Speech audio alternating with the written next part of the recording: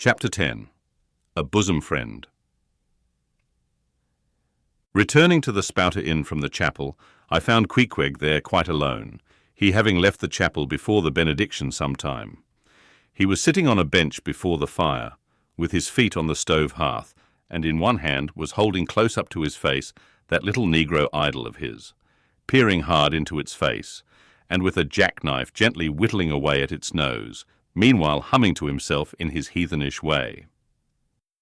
But being now interrupted, he put up the image, and pretty soon, going to the table, took up a large book there, and placing it on his lap began counting the pages with deliberate regularity, at every 50th page, as I fancied, stopping a moment, looking vacantly around him, and giving utterance to a long-drawn gurgling whistle of astonishment. He would then begin again at the next 50, seeming to commence at number 1 each time, as though he could not count more than 50, and it was only by such a large number of 50s being found together that his astonishment at the multitude of pages was excited. With much interest I sat watching him, savage though he was, and hideously marred about the face, at least to my taste. His countenance yet had a something in it which was by no means disagreeable. You cannot hide the soul. Through all his unearthly tattooings, I thought I saw the traces of a simple, honest heart, and in his large, deep eyes, fiery black and bold, there seemed tokens of a spirit that would dare 1,000 devils. And besides all this, there was a certain lofty bearing about the pagan, which even his uncouthness could not altogether maim. He looked like a man who had never cringed and never had had a creditor. Whether it was, too, that his head being shaved, his forehead was drawn out in freer and brighter relief, and looked more expansive than it otherwise would. This I will not venture to decide. But certain it was. His head was phrenologically an excellent one. It may seem ridiculous, but it reminded me of General Washington's head, as seen in the popular busts of him. It had the same long, regularly graded retreating slope from above the brows, which were likewise very projecting, like two long promontories thickly wooded on top. Queequeg was George Washington cannibalistically developed. Whilst I was thus closely scanning him, half pretending meanwhile to be looking out at the storm from the casement, he never heeded my presence, never troubled himself with so much as a single glance, but appeared wholly occupied with counting the pages of the marvellous book. Considering how sociably we had been sleeping together the night previous, and especially considering the affectionate arm I had found, thrown over me upon waking in the morning, I thought this indifference of his very strange. But savages are strange beings. At times you do not know exactly how to take them. At first they are overawing. Their calm self-collectedness of simplicity seems a Socratic wisdom. I had noticed also that Queequeg never consorted at all, or but very little, with the other seamen in the inn. He made no advances whatever, appeared to have no desire to enlarge the circle of his acquaintances. All this struck me as mighty singular. Yet upon second thoughts there was something almost sublime in it.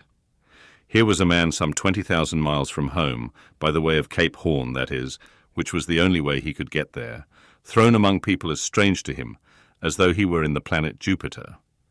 And yet he seemed entirely at his ease, preserving the utmost serenity, content with his own companionship, always equal to himself. Surely this was a touch of fine philosophy, though no doubt he had never heard there was such a thing as that. But perhaps, to be true philosophers, we mortals should not be conscious of so living or so striving. So soon as I hear that such or such a man gives himself out for a philosopher, I conclude that, like the dyspeptic old woman, he must have broken his digester. As I sat there in that now lonely room, the fire burning low, in that mild stage when, after its first intensity has warmed the air, it then only glows to be looked at, the evening shades and phantoms gathering round the casements and peering in upon us silent, solitary twain, the storm booming without in solemn swells, I began to be sensible of strange feelings. I felt a melting in me. No more my splintered heart and maddened hand were turned against the wolfish world.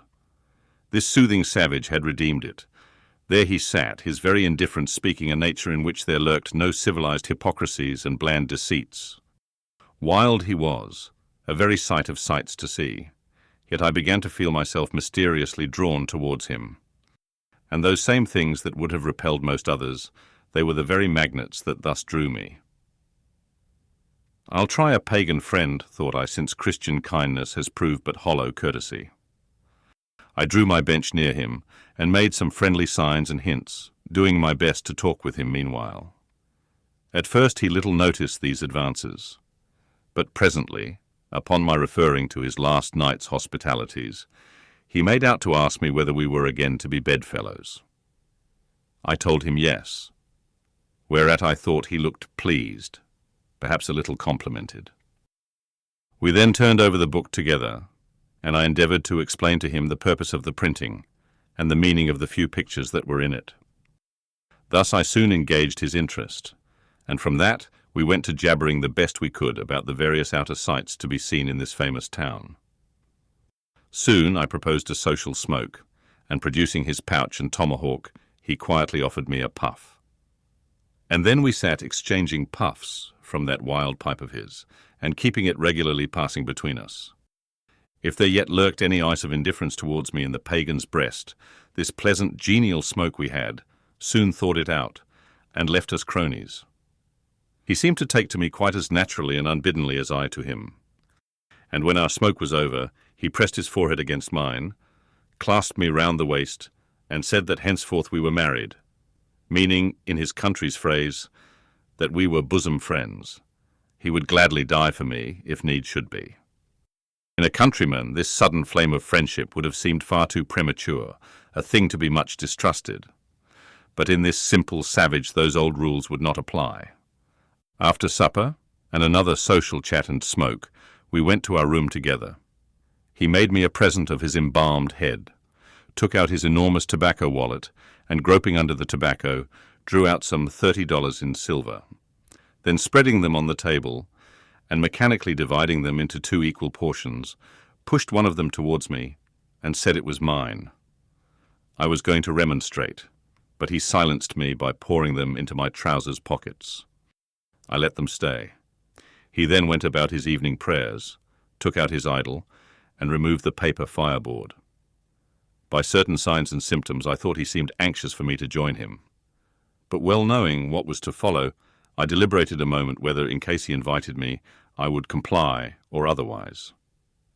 I was a good Christian, born and bred in the bosom of the infallible Presbyterian Church.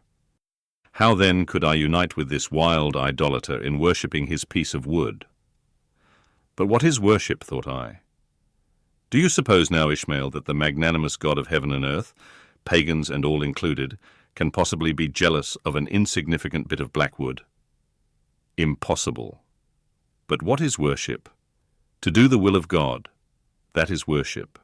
And what is the will of God? To do to my fellow man what I would have my fellow man to do to me, that is the will of God. Now, Queequeg is my fellow man. And what do I wish that this Queequeg would do to me? Why unite with me in my particular Presbyterian form of worship? Consequently, I must then unite with him in his. Ergo, I must turn idolater. So I kindled the shavings, helped prop up the innocent little idol, offered him burnt biscuit with Queequeg, salamed before him twice or thrice, kissed his nose. And that done, we undressed and went to bed, at peace with our own consciences and all the world. But we did not go to sleep without some little chat. How it is I know not, but there is no place like a bed for confidential disclosures between friends. Man and wife, they say, they're open the very bottom of their souls to each other, and some old couples often lie and chat over old times till nearly morning. Thus then, in our heart's honeymoon, lay I and Queequeg, a cosy, loving pair.